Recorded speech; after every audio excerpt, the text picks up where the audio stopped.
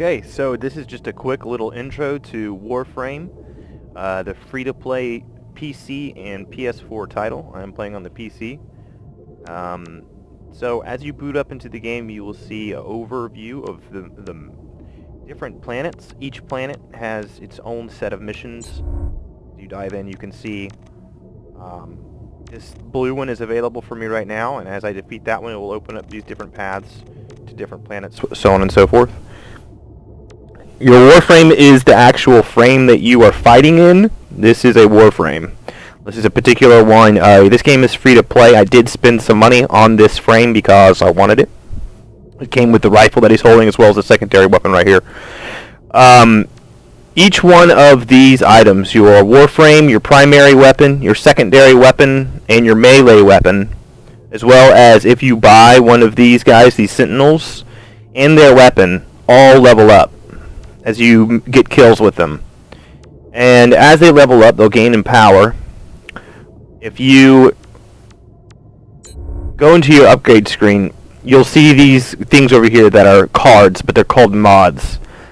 Over here you'll see slots that each weapon has. Now this one has extended slots because I've modified it. But as you'll see, for instance, this card right here, Reflection. It reflects 32% damage back at attacker while blocking. Parry will have a 16% chance to knock down a melee attacker while blocking. You'll notice that several pieces of information. This right here says that this mod is for... I can't scroll down. Bottom left of the card says Warframe. That's what it's for. Bottom right says it's common. That's how rare the mod is. Top left is the name of the card. In the top right, you'll see the number 2 and then a symbol beside it. 2 means that if I were to apply it to my weapon over here, it will take away from this total amount. 60 is maximum because I've maxed out this weapon. So you'll start with 0, then you'll get 3. You'll be able to do a card that takes 3 points, so you might just have a renewal in there. And as you gain levels, it opens up how many more points you can allocate to be applied to the mods that are attached to your weapon. So, for instance, I have 60 points here. I got 10 left, but I've already filled up all of my slots. So that's how that works. That's a very basic introduction into how these work. It gets more in-depth from there, but I'll just leave it at that. These cards can be added together. Let's just give you a quick example. Let's put it into the names. It's easier to organize that way. So, for instance, ammo drum, 15% maximum ammo. I can fuse multiples of the same card together. So as you see with this one, if I were to do ammo drum 15% and then add a second card, that little meter goes up over here. So if I were to add another card of ammo drum, this will continue to climb. Or you can use fusion cores. This will boost that card's upgrade. So let's say I wanted to fuse, let's do some fusion with this ammo drum here, with this other ammo drum here, and then with this fusion core, boom, it went from 15% to 20% maximum ammo. Okay? So sometimes you'll have 5 or 6 cards that you can put together. Like I have all these pressure points that I can add together. And so that's another basic introduction on how that works. Now, when you start to play this game, you know none of this. There is no tutorial. There is no explanation at all as to how this works. You can go into your appearance. Now, this is where things can get kind of fun. You start off with these basic colors right here, but the rest of these color palettes, the classic saturated, storm, fire, so on, etc., you have to purchase for real life money. So I purchased 2 of the color schemes, one of being the fire, the other being of ice. So anyway, we'll leave that alone for now. That's just a basic intro into that. Okay. So I just want to kind of go over a brief overview with that, and then we'll jump into a mission real quick. And let's go. I've already finished all of those out. Let's see. I have finished all of those, all of those, and I am 2 into this one. Let's do an extermination. And I am online, as you can see right here. and that means that when I click on one of these missions, I will be dropped into a active game. If it's early enough on, they won't put you into a game too far into it. If it's already, like, if it's at the very end, typically you won't get dropped in. So I will start this game. If there's an active game that I'm suitable to drop into, I will, and if not, I will host the game myself. Okay? And it looks like I'm dropping into a game. Now, I use the controller. You can use the keyboard and mouse, but I really suggest that you use the controller because, as you'll see here in a moment, it is third person, but it controls like a dream. Typically, I shy away from third-person shooters. I'm not a fan, but this one kind of changed my opinion, at least in this particular case, that it just feels so fluid, and it's a very good game feel. And typically I'm not one to use melee weapons, but they integrated the melee combat into this game so well, it encourages you to do so. Here we go.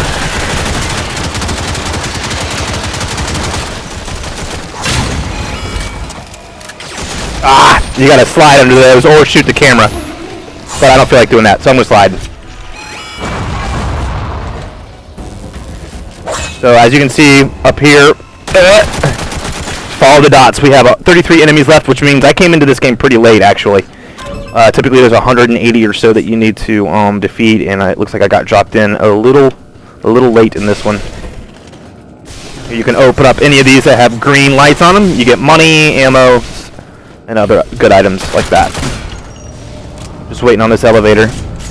It's four-player squads. This late into the game, people know what they're doing, so you don't have to worry about a bunch of noobs messing things up.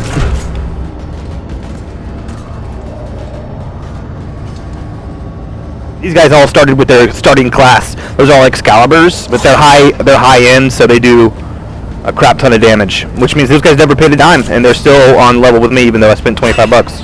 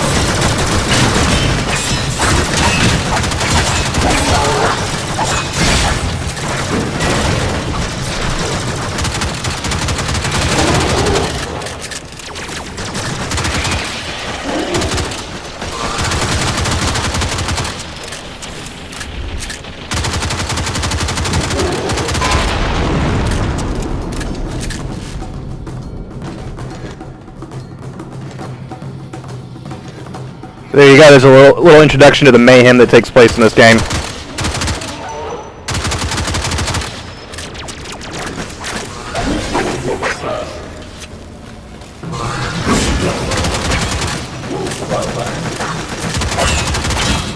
Nice. We've been knocked out. Let's override the security.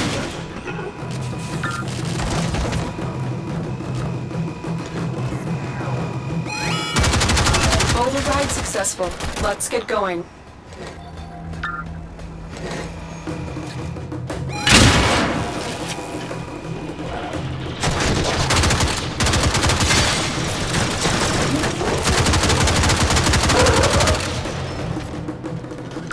No further life forms detected.